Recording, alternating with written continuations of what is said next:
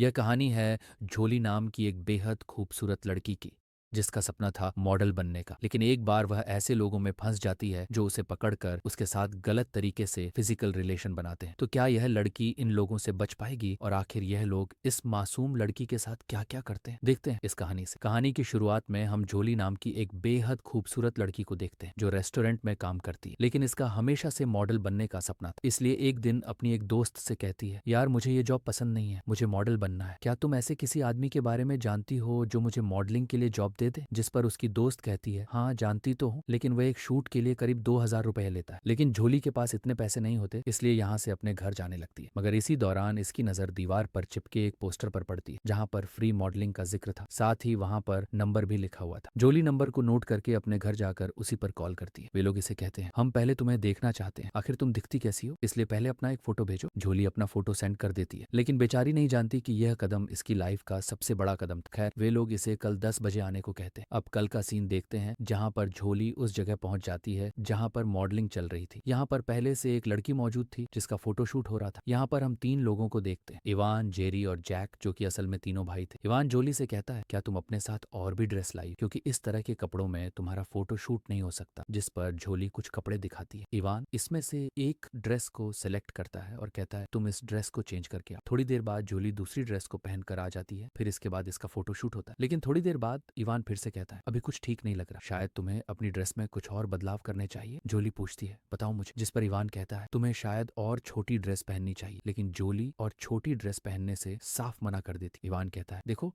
अगर तुम्हें मॉडल बनना है तो ये सब तो करना होगा। लेकिन झोली कहती है, अगर मॉडल बनने के लिए ये सब करना होता है तो मैं ऐसा बिल्कुल नहीं करूंगी, और गुस्सा होकर यहाँ से चली जाती है। अब इसके बाद हम कल का सीन देखते हैं जहाँ पर झोली अपने रूम में होती है। मगर इसी दौरान इसके दरवाजे पर जैक आता है जो इसे एक पेन ड्राइव को देता है और कहता है, इसमें तुम्हारी फोटो है जो काफी सुंदर है। पहले तो झोली पेन ड्राइव को लेने से मना करती है, लेकिन जैक के बार बार कहने पर झोली इसे ले लेती है और अपने दरवाजे को बंद कर लेती है। एक तरफ हम जैक को देखते हैं जो कि झोली की फोटोज को देख रहा था, जिसे देखकर साफ लग रहा था कि जैक झोली को पसंद करने लगा है। खैर, इसके बाद रात का सीन देखते हैं। यहाँ पर झोली अपने रूम में सो रही थी, लेकिन इसी दौरान इसे किसी के अपने पास होने का एहसास होता है और इसकी आंखें खुल जाती हैं। तो देखती है यहाँ पर जैक है जो कि मेरी फोटोज ले रहा है। ये देखकर झोली को काफी गुस्सा आता है और कहती है, आखिर तुम इस वक्त मेरे कमरे में क्या कर रहे हो? तुम्हें पता है कितना टाइम हो रहा है? क्या तुझमें तमीज नहीं है? जाओ मेरे कमरे से बाहर निकलो। लेकिन जैक इसकी बात को नहीं मानता, इसलिए मजबूरी के चलते झोली एक मैग्नेटिक वॉर से इसके ऊपर अटैक कर देती है, जिससे जैक नीचे गिर जाता है और झोली बाहर भागने की कोशिश करती। लेकिन इससे पहले कि भाग पाती, जैक इसे पकड़कर वापस कमरे के अंदर ले आता है और इसके सर को काफी बार नीचे मारता है और साथ ही इसके मुंह में एक कपड़े को भर देता है ताकि यह ज्यादा आवाज ना कर सके। लेकिन फिर भी जो उसके आसपास के पड़ोसी थे उनमें से एक पड़ोसी जाग जाता है और देखने को आता है। जैसे ही पड़ोसी इसके कमरे में आता है तो तभी जैक पीछे से पकड़कर इसके ऊपर खंजर से अटैक कर देता है, जिससे बेचारा पड़ोसी मारा जाता है। उसके बाद झोली के हाथ पांव को बांधकर इसके साथ गलत हरकतें करता है। लेकिन ये सब करने के बाद जैक को अब अफसोस होता है कि मैंने यह क्या कर दिया, और डरते हुए अपने भाइयों को कॉल करता है। थोड़ी देर में दोनों भाई यहाँ पर आ जाते हैं। पहले तो उसका बड़ा भाई इवान जैक पर काफी गुस्सा होता है कि बेवकूफ, तूने क्या कर दिया, क्या तुम पागल हो चुके हो? जैक कहता है, भाई मुझे माफ करना, पता नहीं ये मैंने कैसे कर दिया, मैं अपने होश में नहीं था। खैर, इसके बाद ये तीनों झोली को कार में भर के यहाँ से ले जाते हैं। इसके बाद हम कुछ देर बाद का सीन देखते हैं जहाँ पर झोली को बांध कर रखा था और इन्हीं में से एक इसके साथ गलत हरकतें कर रहा था। मगर तभी यहाँ पर जैक आता है और इससे दूर हटने को कहता है। बेचारी झोली, जिसका प्यास की वजह से गला सूखा हुआ था, और कहती है, प्लीज कोई मुझे पानी दे दो। लेकिन जेरी नाम का लड़का, जो काफी ज्यादा बेरहम था, इसके ऊपर पेशाब करता है। इसी दौरान यहाँ पर इन दोनों का बड़ा भाई इवान भी आ जाता है और दोनों को अपने साथ यहाँ से ले जाता है। इसके थोड़ी देर बाद जैक यहाँ पर फिर से आता है और झोली को एक ड्रेस पहनाते हुए कहता है, मुझे माफ करना, पता नहीं मैंने वह सब तुम्हारे साथ कैसे किया, मैं उस वक्त बिल्कुल भी होश में नहीं था, मैं तुझे देखते ही पागल सा हो गया था। मगर इसी दौरान झोली यहाँ पर पड़ी एक बाल्टी को उठाती है और जोरदार इसके सर में मारती है, जिससे जैक नीचे गिर गया। गुस्से से भरी झोली बार बार बाल्टी को इसके सर में मारती है, जिससे जैक यहीं पर बेहोश हो जाता है और झोली किसी तरह से ऊपर एक खिड़की से निकलकर बाहर आ जाती है। बाहर निकलकर झोली रोते हुए कहती है, प्लीज कोई मेरी मदद करो। मगर इसी दौरान यहाँ पर एक पुलिस ऑफिसर आता है जो इसके ऊपर एक कपड़े को रखते हुए कहता है, बताओ तुम्हें क्या मदद चाहिए, और इसे अपनी कार में ले जाता है और इससे पूछता है, आखिर तुम्हारे साथ हुआ क्या है और तुम कहाँ रहती हो? झोली कहती है, मैं न्यूयॉर्क न्यूयॉर्क में रहती हूँ। मगर ऑफिसर कहता है लेकिन ये जगह तो बुल्गारिया है, क्या तुम सच कह रही हो? झोली कहती है हाँ मैं सच कह रही हूँ, मुझे 3 लोगों ने अगवा किया था, जिसके बाद मुझे नहीं पता कि वह लोग मुझे यहाँ पर कैसे लाए। इसके बाद दोनों ऑफिस में होते हैं। यहाँ पर ऑफिसर इसके बारे में डिटेल्स ले रहा था, लेकिन झोली कहती है मुझे कोई रिपोर्ट दर्ज नहीं करवानी, मुझे बस अमेरिका एम्बेसी जाना है। मगर इसी दौरान यहाँ पर एना नाम की एक औरत आती है और ऑफिसर से कहती है मैं इससे कुछ जरूरी बातें करना चाहती हूँ, क्या मुझे इजाजत है कि मैं इससे 2 मिनट बात कर सकूं? और ऑफिसर कहता है हाँ कर सकती हो, और खुद यहाँ से चला जाता है। एना कहती है मुझे पता है तुम्हारे साथ क्या हुआ है, और साथ ही और इसे अपने हाथ पर कुछ निशानों को दिखाती है, जिससे झोली को एना के ऊपर विश्वास हो जाता है। लेकिन एना इसे कहती है तुम्हें मेरे साथ चलना होगा। फिर इसके बाद दोनों कार में बैठकर यहाँ से जाने लगते हैं। एना कहती है पहले तुम मेरे घर चलो, वहां मैं तुम्हें अच्छे कपड़े दे दूंगी। इसके बाद कुछ ही देर में एना इसे अपने घर ले जाती है और इसे घर के बेसमेंट में ले जाती है। जैसे ही झोली यहाँ पर आती है तो घबरा जाती है, क्योंकि ये वही जगह थी जहाँ से झोली अपनी पूरी जी जान लगाकर भागी थी और फिर से यहीं पर आकर फंस गई। यहाँ पर हमें इस बात का पता चलता है कि एना उन तीनों की सौतेली माँ है। ये लोग फिर से इसे इसी जगह पर बांध देते हैं। इसी दौरान यहाँ पर इनका बेरहम बाप भी आ जाता है और एक इलेक्ट्रॉनिक स्टिक से इसे काफी ज्यादा टॉर्चर करता है और यहाँ से चला जाता है। इसके थोड़ी देर बाद यहाँ पर इवान आता है और इसे काफी ज्यादा मारता है। बेचारी झोली जो कि अब अपनी जिंदगी की आखिरी सांस ले रही थी, इसने अपनी जीने की उम्मीद छोड़ दी। इसके बाद ये लोग यहाँ पर एक गड्ढा खोदते हैं और झोली को एक बॉक्स में डालकर इसे जिंदा ही दफना देते हैं। लेकिन ये लोग नहीं जानते कि जहाँ पर इन्होंने इसे दफनाया है वह नीचे से काफी कमजोर है और वजन होने की वजह से बॉक्स एक नीचे बेसमेंट में जाकर गिरता है। गिरने की वजह से बॉक्स टूट गया और झोली इससे बाहर निकलती है। झोली बेचारी भूख प्यास से कमजोर अपनी जिंदगी की आखिरी सांस लेते हुए एक कच्ची उम्मीद के साथ यहाँ से निकलने का रास्ता ढूंढती है। थोड़ी दूर चलने पर इसे एक दरवाजा मिलता है जो कि सीधा पास ही में मौजूद एक चर्च में जा रहा था। झोली यहाँ पर आकर कुछ खाने पीने का सामान चेक करने लगती, लेकिन दरवाजा खोलने की वजह से चर्च में मौजूद फादर को यहाँ पर किसी के आने का एहसास हो गया था। इसलिए वह देखने को जाता है तो यहाँ पर झोली को पाता है। फादर इसे कहता है अरे तुम ये क्या कर रही हो? देखो चोरी करना गलत बात है, अगर तुम्हें कुछ चाहिए तो तुम मुझसे बोल सकती हो। जिस पर झोली इसे कुछ कपड़े और खाने पीने का सामान के लिए कहती है। फादर इसे इसका जरूरत का सामान दे देता है। फादर इससे पूछता है आखिर तुम कौन हो, और मुझे लगता है कि तुम किसी बड़ी मुसीबत में फंसी हुई हो, तुम मुझे बता सकती हो, मैं तुम्हारी मदद कर सकता हूं। लेकिन झोली इसे कुछ नहीं कहती और कपड़ों को लेकर वापस अंदर चली जाती है। झोली यहाँ पर देखती है कि आखिर यहाँ से निकलने के रास्ते कितने। खैर थोड़ी देर बाद झोली फिर से चर्च में आती है, जिस पर फादर फिर से पूछते हैं कि आखिर तुम कौन हो, लेकिन झोली कोई जवाब नहीं देती और यहाँ से चली जाती। झोली के जाने के बाद फादर यहाँ पर एक किताब को देखता है जिसे यहाँ पर झोली ने रखा था। यहाँ पर जो पन्ना खुला हुआ था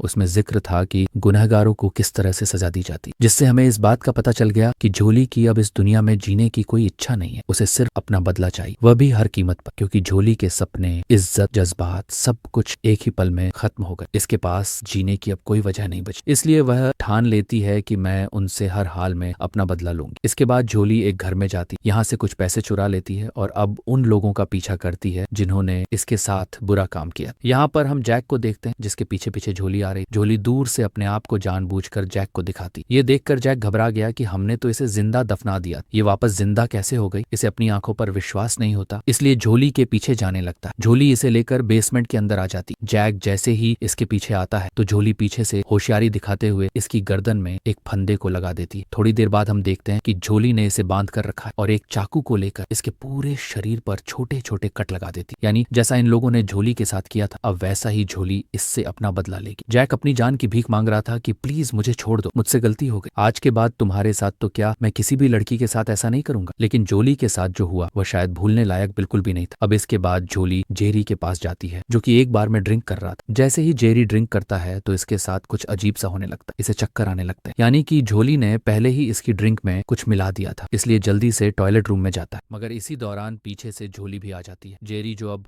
होश में नहीं था, झोली इसके सर को पकड़कर गंदे टॉयलेट में डुबो देती है और काफी देर तक डुबोए ही रहने देती है, क्योंकि जेरी ने इसके ऊपर पेशाब किया था। इसलिए अब झोली ने भी इसके साथ ऐसा ही किया। काफी देर डूबने के बाद जेरी मारा जाता है। इसके बाद हम चर्च में देखते हैं जहां पर तीनों भाइयों का डेड होता है। अब देखो इतना बेकार जो दुनिया के सामने अच्छा बनने की कोशिश कर रहा है। इसी दौरान इसे यहाँ पर झोली नजर आती है, लेकिन अगले ही पल वहां से गायब हो गई। इसे अपनी आंखों पर विश्वास नहीं होता कि आखिर यह मैंने क्या देखा। फिर से देखता है तो उसे फिर से नजर आती है, इसलिए यह झोली का पीछा करने लगता है। झोली भी इसे अपने पीछे पीछे अपने ठिकाने पर ले आती है और तभी चालाकी से इसके सर में एक बड़े पत्थर को मारती है। इसके अगले सीन में हम देखते हैं कि इस आदमी को यहाँ पर पूरी तरह से बांध कर रखा है और जिस जगह से बंधा हुआ था वह पूरी लोहे से बनी हुई झोली यहाँ पर एक इलेक्ट्रिक रोड को निकालकर इसमें शॉट देने लगती है, क्योंकि इसने भी झोली के साथ कुछ ऐसा ही किया था और झोली भी इनसे इसी तरह से बदला ले रही। झोली इसे इतना ज्यादा शॉट देती है कि यह मारा जाता है, यानी जैसी करनी वैसी भरनी। एक तरफ हम ऐना को देखते हैं जो देखती है कि मेरे कमरे का सारा सामान बिखरा हुआ है। उसी दौरान इसे म्यूजिक की आवाज आने लगती है। ऐना आवाज का पीछा करते हुए जाने लगती है और इसी जगह में पहुंच जाती है। इसी दौरान पीछे से झोली आती है और इसमें धक्का मारती है। अगले सीन में हम ऐना को बंधा हुआ देखते हैं और इसके सर को झोली उसी बॉक्स में काफी बार मारती है, जिससे ऐना बेहोश हो जाती है। इसके थोड़ी देर बाद यहाँ इवान भी आता है और जब वह अपने भाई जैक को इस हालत में देखते हैं तो डर जाता है कि आखिर हमारे ही घर में घुस हमारे ही साथ ऐसा कौन कर सकता है। मगर इसी दौरान हर बार की तरह झोली इसके सिर पर अटैक कर इसे भी बेहोश कर देती है और इसे भी काफी टॉर्चर करती है। यहीं पर हम ऐना को देखते हैं जो चिल्ला रही है। इसके पास जाती है और इसे कहती है, मैं इनको हाथों से निकल गई, लेकिन तुमने मुझे फिर से इनके हवाले कर दिया। अगर तुम चाहती तो तुम मुझे यहाँ से निकाल सकती थी, लेकिन तुमने ऐसा नहीं किया। और अब देखो अपनी फैमिली को सब कुछ कितना अच्छा लग रहा है। देखो देखो अपने छोटे बेटे को देखो। मगर इसी दौरान यहाँ पर वही पुलिस ऑफिसर आ जाता है जिससे झोली का ध्यान भटक जाता है और तभी इवान पीछे से झोली को पकड़ लेता है। मगर इसी दौरान ऑफिसर इवान पर फायरिंग कर देता है, जिससे अब इवान मर जाता है। फाइनली झोली यहाँ से अब जाने लगती है और ऑफिसर इसे सारी बोलते हुए कहता है, मैं अगर उस दिन तुम्हारी मदद कर देता तो शायद ये सब नहीं होता। इसके बाद झोली अमेरिका एम्बेसी में पहुंच जाती है और अब इसी के साथ ये दर्द भरी कहानी दर्द भरे इंतकाम के साथ खत्म होती है। टॉर्चर, जीने की आखिरी उम्मीद, काफी कुछ सहने के बाद एक लड़की ने अपना बदला ले ही लिया। जो झोली ने इनके साथ जो किया वो सही था या गलत? मुझे कमेंट में यस या नो में जवाब जरूर देना। मुझे आपके कमेंट का बेसब्री से इंतजार है। अरे क्या यार, अभी तक आपने चैनल को सब्सक्राइब नहीं किया? मैंने आपको इतनी अच्छी दर्द भरी कहानी दर्द भरे इमोशन से साथ सुनाई है और आप हो कि चैनल को सब्सक्राइब नहीं कर रहे। ऐसा नहीं चलेगा। कर दो चैनल को सब्सक्राइब और वीडियो को भी दे दो अपनी प्यारी सी उंगलियों से एक प्यारा सा लाइक। बाकी मिलते हैं हमारी एक और वीडियो के साथ जो उससे भी ज्यादा मज़ेदार होने वाली है।